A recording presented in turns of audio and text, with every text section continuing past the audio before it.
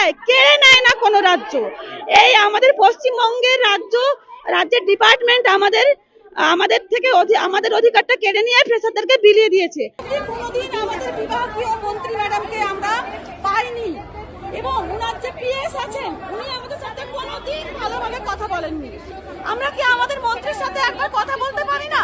আমরা একাধিকবার চিঠি করে গেছি, আমরা মেল করি, কিন্তু কোনোদিন রেশিও ওটা না মেনে ওনারা ইচ্ছা মতো আমাদের 12.5% বরাদ্দ করে ফ্রেশার ক্যান্ডিডেটদের জন্য 87 আইনের কোনো ডিপার্টমেন্টের পক্ষেই রায় হয়েছে। আন্তঃসাক্ষীকে নিয়োগ দিয়েছে সিঙ্গেল বেঞ্চ আমি এসএলপির অর্ডারে জয়ী হয়েছি।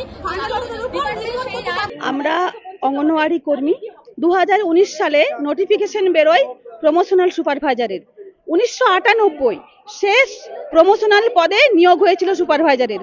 তারপরে 2019-21 বছর পর কিন্তু অঙ্গনওয়াড়ি কর্মীরা প্রমোশন পদের সুযোগ, পরীক্ষায় বসবার সুযোগটা পেয়েছিল। কিন্তু নোটিফিকেশন দেখে আমরা তাজ্জব, যেখানে সেন্ট্রাল গভর্নমেন্টের 15 সালে গাইডলাইন ছিল 50% ভ্যাকেন্সি কর্মীদেরকে দিতে হবে, কারণ তারা স্বেচ্ছায় সেবাদান করে। অত্যন্ত সাম্মানিকের ভিত্তিতে তারা স্বেচ্ছায় সেবাদান করে। সেই জন্য সেন্ট্রাল গভর্নমেন্ট চেয়েছে যে এই কর্মীদের অন্তত জীবনের কোথাও কি একটা উন্নতি হোক, তাদের জীবনের মানটা একটু উন্নত হোক, সেজন্য তারা চেয়েছে।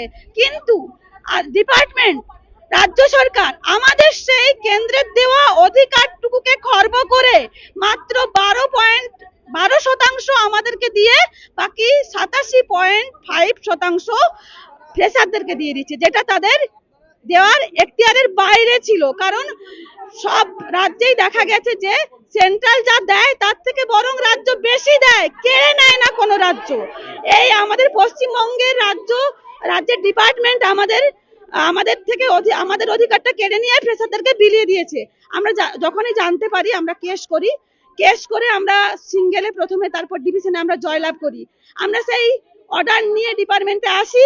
ডিপার্টমেন্ট আমাদেরকে বলে না, আমরা এই অর্ডার মানবো না, আমরা সুপ্রিমে যাব।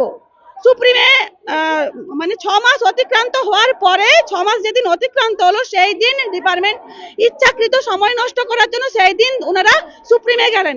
আর এতদিন ধরে সুপ্রিমে মামলাটা ঝুলিয়ে রেখেছেন ইচ্ছাকৃত ভাবে, মামলা কিছুতেই তুলছেন না আমাদেরকে বঞ্চিত করার জন্য। আমরা যতবার আসি বলেন মামলা চলছে, কিন্তু ভেতরে ফ্রেশারদেরকে কিন্তু নিয়োগ দিয়ে দিচ্ছেন।